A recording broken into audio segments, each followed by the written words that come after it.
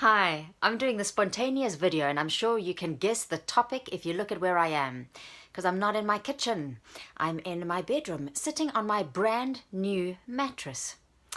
So I have invested in my bedroom, in my bed in particular, because sleep is so important to me. It should be important to all of us. We live in a society that kind of awards and honors busyness. And one of the things that generally goes out that proverbial window when we are stress rich and time poor is getting enough sleep.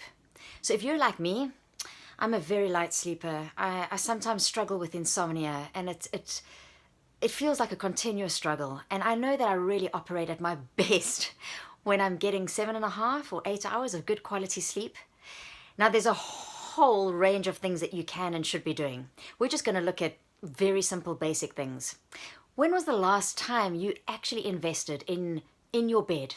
So I've recently moved. I'm now living in Parsons Green in London. And one of the first things that I did was to buy myself the best quality linen that I could afford and that I really love.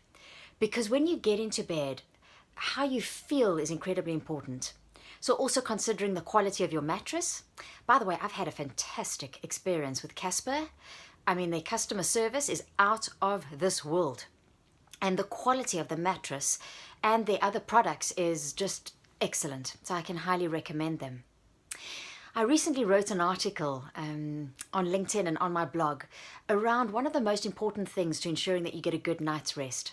So we live in a society that almost gives us a badge of honor for working hard, for staying busy, for being productive. And there's not much recognition for the sacredness and surrendering of rest and sleep. So after you've considered your actual sleeping environment, and that can include, I've just put in blackout curtains because I'm sensitive to light. I use sleeping plugs because I'm sensitive to noise. I also use a lavender-based candle from Scented. Scented have a wonderful range of beautiful candles that use quality oils. You can actually light their candles, and then when they melt, you can use the oil from the wax to put into your skin. It's a lovely ritual that I do before I go to bed at night. But there's also the mindset. So how you approach something generally determines how it approaches you back. And for sleep, that's certainly the case. So I have become much less grasping and attached to falling asleep quickly or insisting that I get a good night's sleep.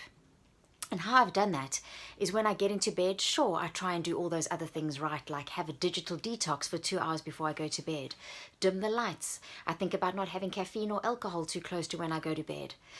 But I also release my emotional attachment to getting to sleep. So I almost imagine myself when I'm lying in bed, lying on a shoreline where the ocean represents sleep. And the ocean will come, but it may not carry me away. But that's okay, because I'm still lying on the beach, right? And I can hear the sound of the waves, and I'm still horizontal and giving myself permission to rest. So that's what I wanted to share with you, is think about your environment. If sleep is something that you'd like to look at and improve, definitely consider your mattress, consider the pillow that you sleep on, invest in the best quality linen, think about your environment like lighting and noise, and perhaps having rituals like lighting a candle or having a digital detox before you go to bed.